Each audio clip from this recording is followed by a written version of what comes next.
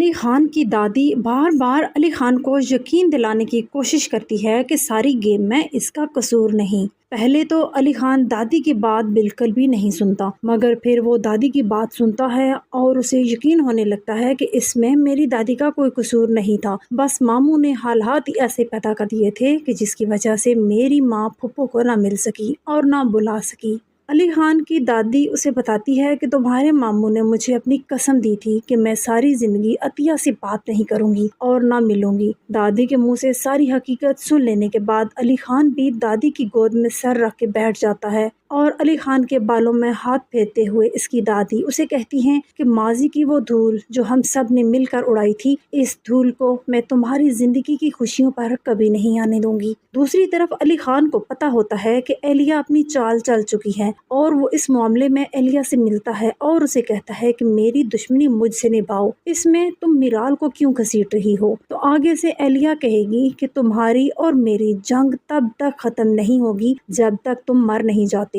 اور آگے سے علی خان کہے گا کہ میں اس وقت تک نہیں مروں گا جب تک اپنا بدلہ نہ لے لوں۔ دوسری طرف علی خان کی دادی اسے کہتی ہے کہ اس اہلیہ نے اب سازشی ذہن سے جو کھیل بگاڑنا تھا وہ تو بگاڑ لیا، لیکن اس کے بعد وہ جہاں بھی نظر آئی وہ اس کی زندگی کا آخری منظر ہونا چاہیے، کیونکہ دادی اور علی خان تو اچھی طرح جان چکے ہیں کہ یہ سارا جال اہلیہ کا بنایا ہوا ہے اور یہ دونوں دادی پوتا اب اس کھیل کو اہلیہ کے ذہن کے مطابق ہی کھیلیں گے۔ دوسری طرف میرال اکیلی گھر میں رہ جاتی ہے اور وہ بار بار اہلیہ کی باتوں کو سوچ رہی ہوتی ہے۔ ابھی کچھ وقت ہی گزرتا ہے کہ اس کے نمبر پر اہلیہ کی پھر سے کال آ جاتی ہے۔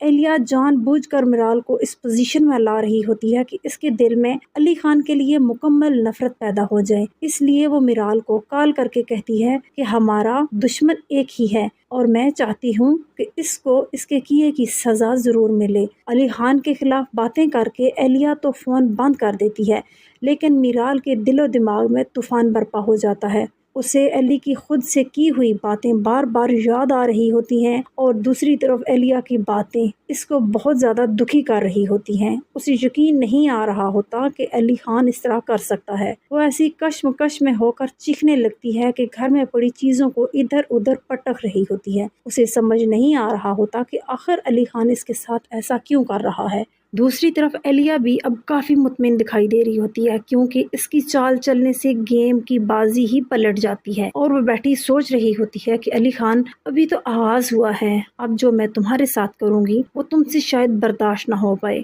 ناظرین، آپ کو ہمارا ڈرامے پہ ریویو کیسا لگا؟ اگر اچھا لگا ہے تو ویڈیو کو لائک اور ہمارے چینل کو سبسکرائب کرتے جائیے تاکہ ہر نئے ڈرامے کی آنے والی قسط کا ریویو آپ کو بر وقت مل سکے۔